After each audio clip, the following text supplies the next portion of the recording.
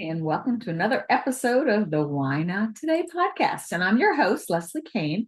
And for more than 30 years, I've built businesses and helped other people build businesses through relationships, referrals, networking, and consistent action. Now I help service-based entrepreneurs find more opportunities to attract more clients and grow their business with confidence. If you're ready for practical strategies, encouragement, and accountability to help you move forward, you're in the right place. So let's jump into today's episode. So every week on my Why Not Today Inner Circle call, I always give some Why Not Today wisdom. And this wisdom I shared a couple weeks ago. And it was from a couple different sources that pulled it together, a little help with Chat GPT.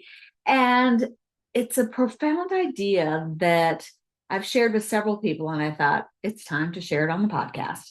So we're going to talk a little bit about, we're going to talk about mindset. And so I listened to a podcast the other day from my coach, and it talked about firing fear as your CEO. And then, as I've talked about many times, I'm reading the book Unreasonable Hospitality and now the Unreasonable Hospitality Field Guide. And so we're going to talk about these concepts put together. So you might be listening here, you have a business, you have a staff. Awesome. But a lot of small business owners, entrepreneurs, solopreneurs, we have contractors, but we don't necessarily have staff. And I think before we start taking care of our staff and then our customers, we got to take care of us. And so we're going to talk today about your leadership team. You may be saying, wait a minute, Leslie, you just said I might not have a staff. But the leadership team that was in between your two ears, in your head. And believe it or not, you've got a leadership team running the show, pulling the purse strings, pulling the puppet strings, as we would say. So if you're not driving or walking, I want this to be interactive. And if you can't do it now, I highly recommend going and doing it later. But we're going to draw a leadership table. So we're going to take out a blank piece of paper and draw a simple conference room table, nothing fancy. Now imagine the leadership meeting for your business. Every important decision gets made around this table. So I want you to think about who is sitting at your table. Well, first of all, I started this talking about fear as a CEO of your business. Do you let fear run your business? Do you make choices based out of fear? Do you go to events out of fear? There's so many things where fear can guide us. So if you're letting fear jump into your business and it's in your head, then I would first of all say with your leadership team that you need to draw maybe a door as part of your conference room and send fear out, fire fear. And so let's think about who could be at your leadership table. So obviously you should be at the head, the CEO, the entrepreneur, the founder, the thought leader, the creative. So you need to be at the head of the table. But then I want you to think about who else is at your table. And some people we may need to fire, and some people we may need to promote. So some ideas of who could be at your table. So for me, I did this exercise the other day, and you know who's my vice president? The other end of the table across from me is possibility. Because these days, owning a business, the sky is the limit. Anything is possible. And I just love that. Like, you don't know who you're going to talk to tomorrow that's going to blow things up, or who you're going to meet, or an idea that's going to take off. And so possibility is definitely on my leadership team. Now, some examples of who needs to be on and off your leadership team. I'm just going to share a whole bunch of them.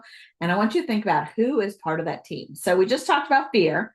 So fear can be positive, that it like fear motivates me in times. I was just talking to somebody earlier today who's a new entrepreneur. He just in March started his business. So we're recording this in July. So 4 months ago, he has his first client. And he was like, why did I not do this before? And I'm like, this is such a better world to own your own business and work for yourself. I left corporate America over 26 years ago. And so where fear has jumped into my business positively is the fear of working for somebody else. I'm going to do what I need to do to get things done so I don't have to go work for somebody else. So who is at your table? Is it courage? Do you need a little more courage? Confidence? Are you lacking some confidence? Do we have some imposter syndrome maybe going on? We did this exercise on another call I led yesterday, and we talked about she talked about courage and confidence, and she's like, you know what? It's really bravery that needs to be a part of her leadership team. Unfortunately, she was recently diagnosed with cancer and keeping it secret, and she let her customers know about it. And they are rallying around to her, supporting her. Husband encouraged her, and she said she felt so much better. So, is bravery on your leadership team? How about focus? Do you need a little more focus? I was listening to something this morning, and as you'll know quickly, if you follow this podcast, if it's your first episode, you listen to many, that I do listen to lots of podcasts and pull that information. It was talking about time management and making a decision for your time. And so focus helps make decisions for your time. How about consistency? Is consistency sitting around your leadership team? That is one of my keys to success, is consistency. And so who else is there? Service. Are you committed to good service for your customers? How about faith? Is faith part of your leadership team? Faith is definitely a strong person on my team. How about the person of comparison?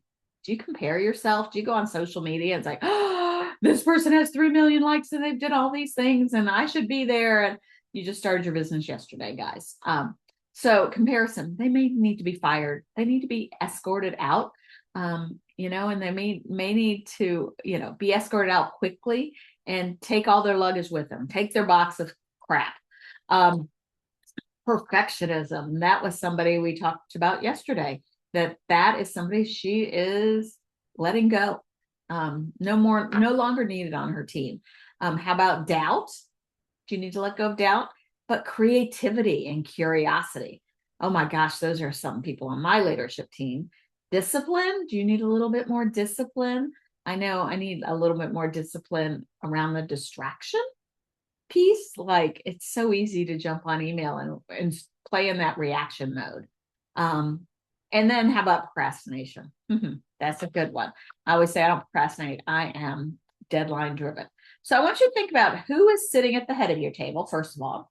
Who deserves a bigger voice? Who's getting a promotion?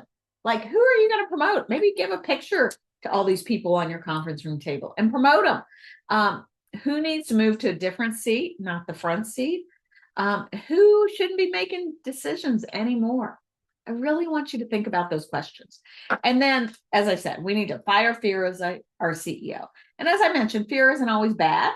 Fear actually can have a purpose. It protects us. It warns us. It helps us recognize risk. But fear is never meant to run your company. So fear shouldn't be the CEO. Maybe it should be the risk manager. So your job is simply to pay attention, not don't do it. Like, if fear jumps up, and I heard something the other day, the things we fear are the things we really need to be doing.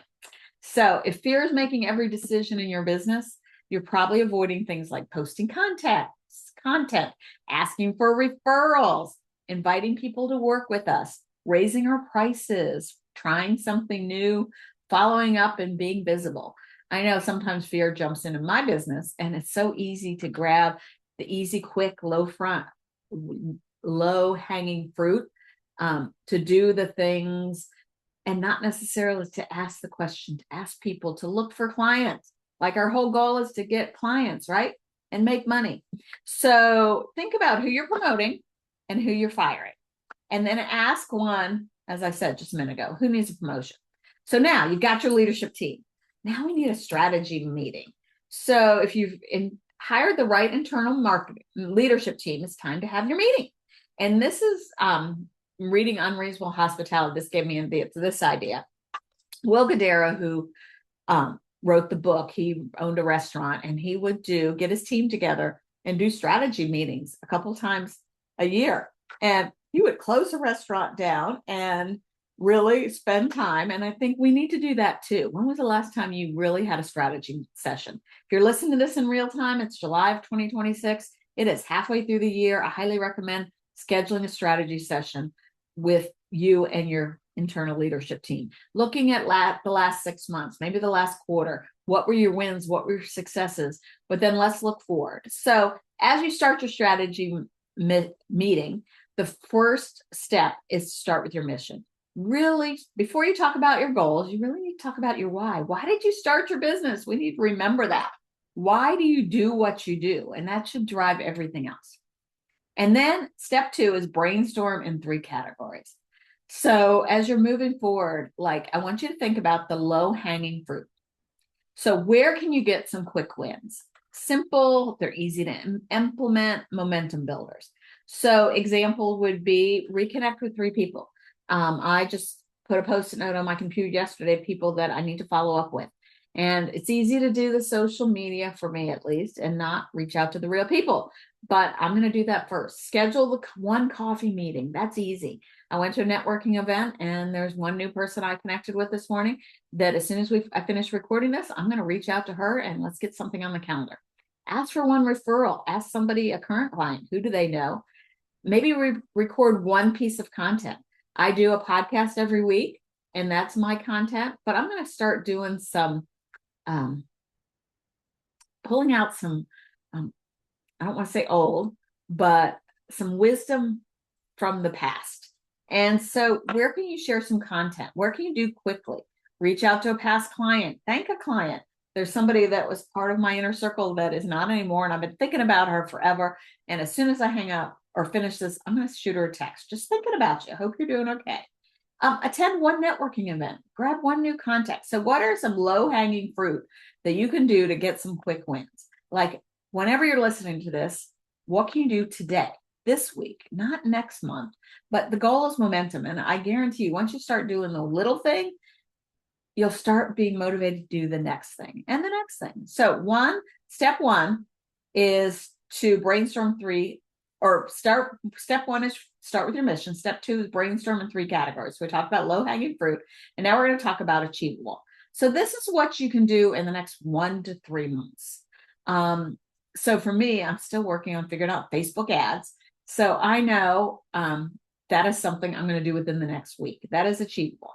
Launching a workshop, building a referral system. I'm creating a new portal for my Why Not Today Inner Circle. So that's something that's a project I'm working on this month. Finish your website, create your email sequence, improve your follow-up process, finish your lead magnet. What are the things that are achievable that are between 1 and 3 months you can get them done? And we were talking about yesterday in focus and having courage to do the activities. And sometimes they seem so big that we don't do them. So maybe take that big, scary goal project and break it into a ton of little ones that become now low-hanging fruit. And then third, I want you to think of audacious. Like this is where you get to dream.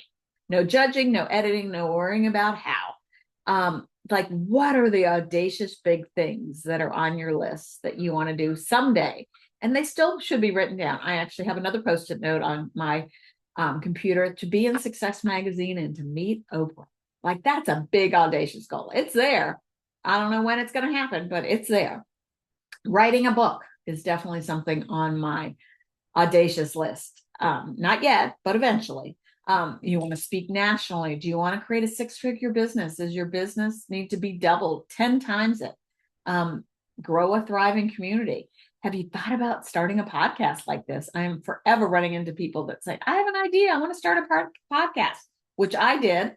It took me probably 9 months to actually start it. Because of course, I had to come up with the name and the theme and the logo and all the things, the stickers long before I recorded. And you guys, I recorded my first 1.5 years without a microphone. So just start.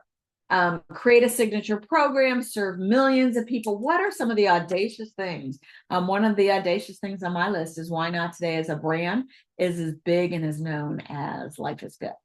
So you've thought of low-hanging fruit. You've thought about the achievable goals or achievable things and audacious. So now I want you to think of 3 of all the things you just brained up. I want you to think of 3 ideas that will give you the biggest impact. Not 10. 1. Take 3 and then break it down to 1. Write it down, circle. This becomes your focus. So what is your one thing? And then follow through. And this is one of the biggest lessons I got from the Unreasonable Hospitality is ideas don't change businesses. Implementation changes businesses. So we can come up with a million ideas, but you never implement them. They're not going anywhere. So it's not enough to have a great strategy meeting.